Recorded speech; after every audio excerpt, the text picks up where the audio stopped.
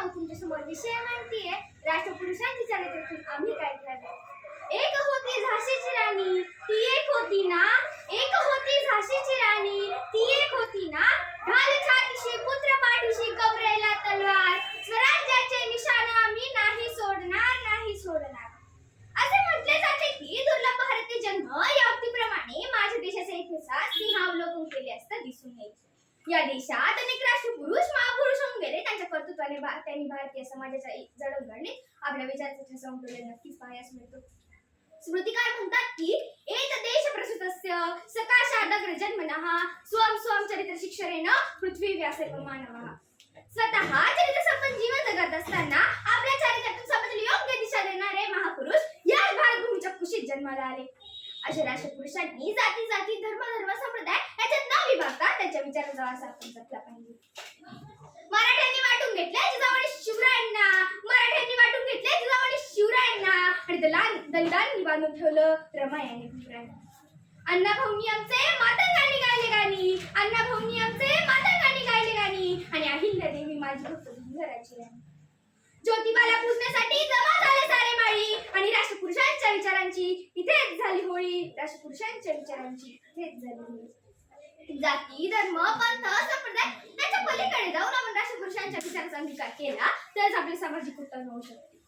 कल्याणच्या सुभेदाराची सोड साठवून परत पाठवणारे, शेतकऱ्यांच्या गवताची काडीही खाली पडू नये म्हणून काळजी करणारे, लेखी सुनांना पाठवणारे, राज्याचा चौरंग करणारे योगगुरु छत्रपती शिवाजी महाराजांच्या महाराष्ट्रात जेव्हा पात्राणीसारखी घटना घडते आणि लेखी वाईंच्या सुरक्षिततेचा प्रश्न निर्माण होतो तेव्हा अनेक शेतकरी आत्महत्या करतात. जाती जातीमध्ये भांडणे लावून धार्मिक दंगलीही निर्माण होतात.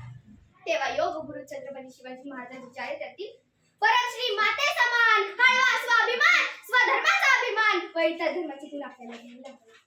सिंपल लिव्हिंग हायकिंग या तत्वानुसार संपूर्ण जगाला हिंदू सत्तेची शिकवण देणारे महात्मा गांधी त्यांच्या चरित्रातील किमान खोटे बोलू नये आणि हिंसा करू नये हे दोन जरी गुण आपण घेतले ना तरी संपूर्ण जगामध्ये शांतता नांदू शकते असे माझे स्पष्ट मत आहे. वयाच्या अवघ्या 23व्या वर्षी हसत हसत फाशी घेणारे भगतसिंग आपल्या आईला म्हणतात, आई जेव्हा मला फाशी दिली जाईल ना तेव्हा तू रडू नकोस, कारण लोक म्हणतील भगतसिंहाच्या आई रडल्या, परंतु कित्येक मुलांना आपल्या आई वडिलांच्या डोळ्यातले अश्रू दिसत नाही. या उलट फेसबुक किंवा इंस्टाग्रामवर एखादा फोटो अपलोड केला आणि त्यावर लाईक्स आणि कमेंट्स नाही मिळाले ना तर मात्र आमच्या डोळ्यातून अश्रू येतात. हे चित्र जर बदलायचे असेल तर भगतसिंग, राजगुरू आणि सुखदेवांच्या चरित्रातील देशभक्ती आणि बलिदान हे गुण आपल्याला घ्यायला हवे. गोरगरिबांच्या मुलांना शिक्षण मिळावे म्हणून गावोगावी फिरून त्या शिक्षणाची ज्ञानगंगा संपूर्ण महाराष्ट्रावर पसरवली असे कर्मवीरांना पाहिल्यानंतर नक्कीच मानवी जीवनामध्ये शिक्षण किती महत्त्वाचे आहे हे समजते. स्त्री शिक्षणाचे महत्त्व समजून स्त्रियांसाठी शिक्षणाचे दार खुले करणारे महात्मा फुले किती जणांना आज आठवतात. खरोखर या महापुरुषांनी आपले सर्वस्वाचे बलिदान देऊन फक्त आणि फक्त समाजाच्या विकासासाठी विचार केला. म्हणून म्हणावेसे वाटते की झाडू संतांचे मार्ग अडरांनी भरले जग.